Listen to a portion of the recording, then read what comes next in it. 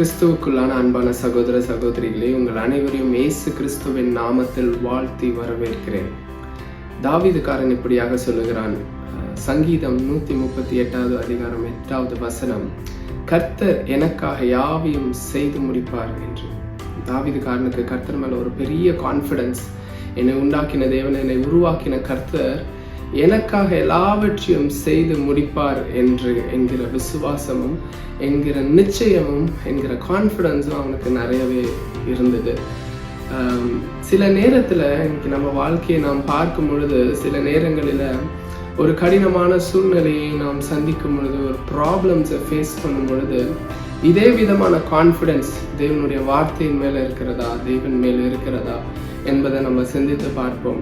நிறைய நேரங்களில் கர்த்தர் வாக்குத்தத்தத்தை தந்திருக்கிறார், கர்த்தருடைய வார்த்தை இருக்கிறது. அவருடைய வார்த்தையை நாம் தியானிக்கும் பொழுது, கர்த்தர் எப்படிப்பட்ட தேவன், கர்த்தர் எவ்வளவு நல்லவர், எவ்வளவு வல்லமையுள்ள தேவன், எவ்வளவு அன்புள்ள தேவன் என்பதை நாம் புரிந்து கொள்ள முடியும்.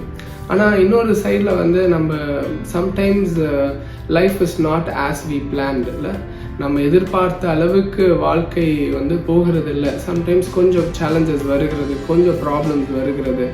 அதன் மத்தியில் அந்த ப்ராப்ளம்ஸ் அண்டர்கோ பண்ணும் பொழுது நாம் எதை பெரிதாக எண்ணுகிறோம்?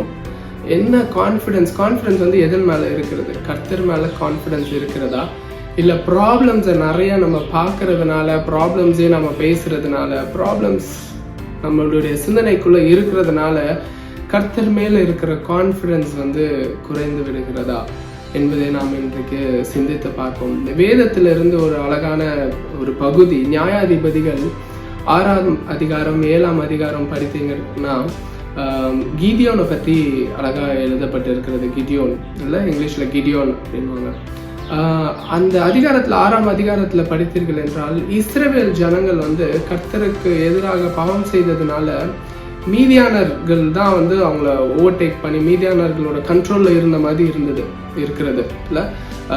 எப்படி இருந்தாங்கன்னா, இஸ்ரேலைட்ஸ் அந்த மக்கள் எல்லாமே ஒரு குகைக்குள்ளேயும் ஒரு டென்குள்ளேயும் போயிட்டு ஒளிஞ்சுப்பாங்களாம். அழகாக வசனம் இப்படியாக சொல்லுகிறது. 2ஆம் வசனம், 6ஆம் அதிகாரம் 2ஆம் வசனம், அவர்கள் மலைகளில் உள்ள கெபிகளையும் குகைகளையும் அரணான ஸ்தலங்களையும் அடைக்கலங்கள் ஆக்கி கொண்டார்கள்.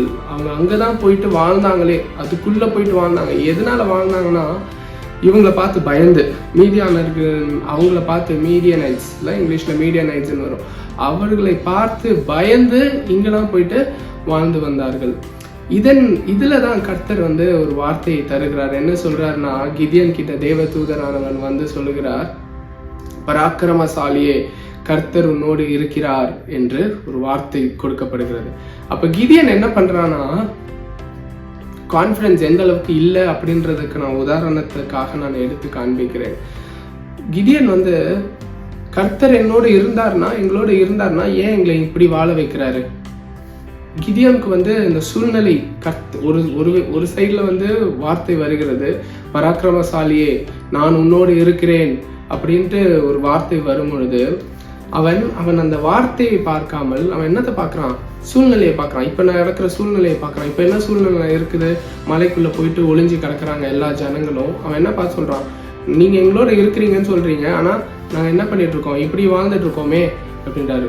உடனே கர்த்தர் சொல்லுகிறார், பயப்படாத, உன்னை வச்சு நான் மீதியானரை விக்ட்ரி பண்ணுவேன், அவங்கள நீங்கள் ஜெயிப்பீங்க, அதுக்கு நீ தான் முன்ன நிற்ப அப்படின்ட்டு சொல்கிறாரு. யாரு? நான் முன்ன நிற்பேனா? நான் இருக்கிறதுலையே இஸ்ரவேலில் ஒரு லீஸ்ட் கோத்திரத்தில் இருந்து வருகிறவன், நீங்கள் என்ன எடுத்து பயன்படுத்த போறீங்களா அப்படின்ற ஒரு கேள்வி கேட்குறாங்க.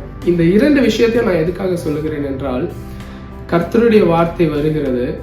அந்த வார்த்தையை நிறைய நேரங்களில் கர்த்தர் நமக்கு இந்த வார்த்தையை தந்திருக்கிறார்ல, அந்த வார்த்தையை நாம் பார்க்காமல் நிறைய நேரங்களில் நம்ம சூழ்நிலையை தான் பேசிட்டு இருக்கோம். நான் ஒன்றும் இல்லாதவன், நான் சிறியவன், என்னை எப்படி எடுத்து பயன்படுத்த முடியும், என்ன பண்ண முடியும், சூழ்நிலையை நம்ம பார்க்கிறோம். நீங்கள் இருக்கிறீங்கன்னா எனக்கே இப்படி நடக்க போகுது, என் வாழ்க்கை ஃபுல்லாக இப்படி நடந்துட்டு இருக்கே அப்படின்ற சூழ்நிலையை பேசுகிறோம். ஆனால் அந்த சூழ்நிலையின் மத்தியில் தான் கர்த்தர் அவருடைய வார்த்தையை தருகிறார். அவனுக்கு கான்ஃபிடென்ஸே இல்லை. அதாவது நான் என்னை வச்சு தான் கர்த்தர் வந்து இந்த ஒரு பெரிய விக்ட்ரியை வந்து கொண்டு வர போகிறாரு, எனக்கு வந்து மீதியானரை வந்து நான் விக்ட்ரி பண்ண போகிறேன், I am going to take a victory over மீடியானைட்ஸ் அப்படின்ற ஒரு பெரிய கான்ஃபிடென்ஸ் வந்து கிடியோனுக்கு இப்போ இல்லை. 6ஆம் அதிகாரம் படித்தீங்கன்னா, அதுக்கப்புறம் போக போக படித்தீர்கள் என்றால் 7ஆம் அதிகாரத்தில் அழகாக சொல்லப்படுகிறது. காட் என்ன பண்ணுறாருன்னா, சரி ஓகே போ, நீ அவங்களோட கேம்புக்கே போ. காட் வந்து he wants to give him confidence that it is I அப்படின்ட்டுல. ஸோ அதனால் நீ அவங்களோட கேம்புக்கே போ அப்படின்ட்டு அங்கே போயிட்டு அவர்கள் மத்தியிலேயே மீடியானைட்ஸ் மத்தியிலேயே 2 பேருக்கு ஒரு சொப்பனத்தை தந்து அந்த 2 பேர் பேசுகிறார்கள். என்ன பேசுகிறாங்கன்னா 13-14 வசனம் 7ஆம் அதிகாரத்தில் அந்த 2 பேர் கரெக்டாக கிடியோன் அவங்கள இடத்துல போகும்போது 2 பேர் அவங்களுக்கு வந்த சொப்பனத்தை வந்து பேசிக்கிறாங்க. இந்த மாதிரி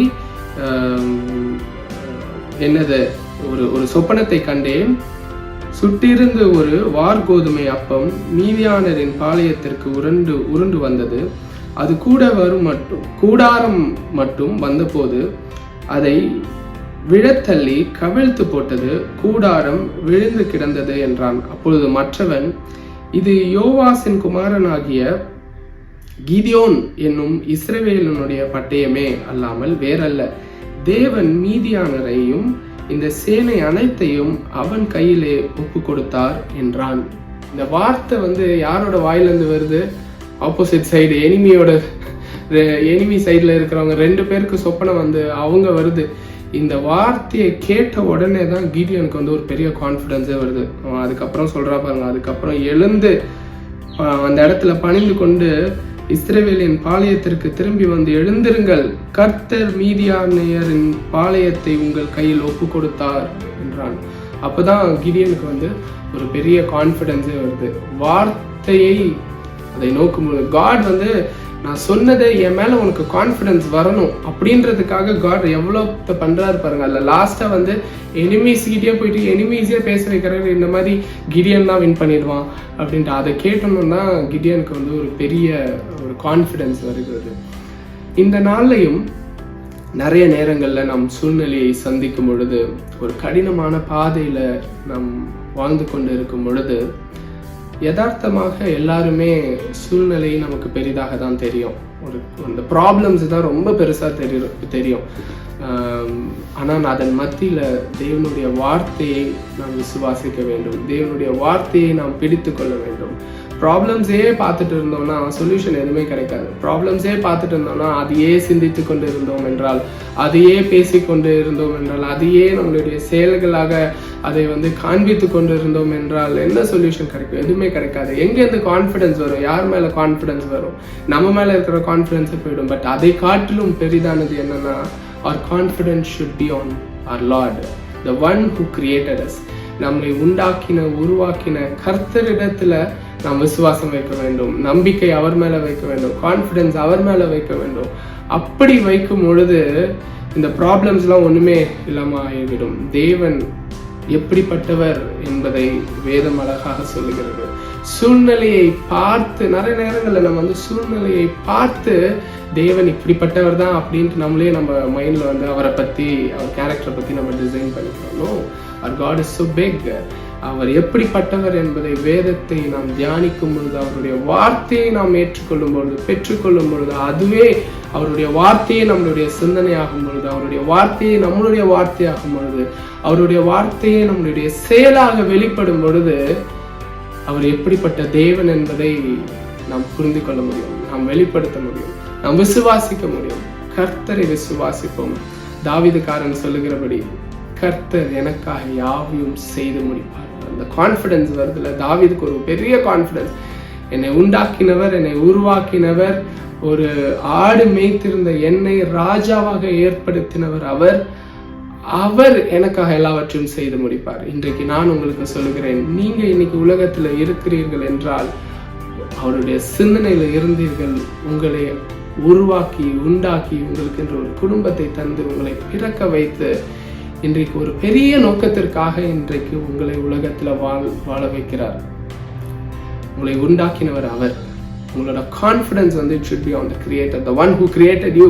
இல்ல, அவர் உங்களை என்ன பர்பஸ்க்காக, என்ன நோக்கத்திற்காக உருவாக்கினாரோ அதை உங்கள் வாழ்க்கையில செய்வார் என்று விசுவாசிங்கள். என் வாழ்க்கையில என்னை உருவாக்கின தேவன், என்னை உண்டாக்கின தேவன், என்னை சிருஷ்டித்த தேவன், என்னை தன்னுடைய சாயலின்படியும் ரூபத்தின்படியும் உருவாக்கின தேவன் எனக்காக யாவையும் செய்து முடிப்பார் என்கிற நிச்சயமும் விசுவாசமும் ஒவ்வொரு உள்ளத்திலும் உருவாகட்டும்.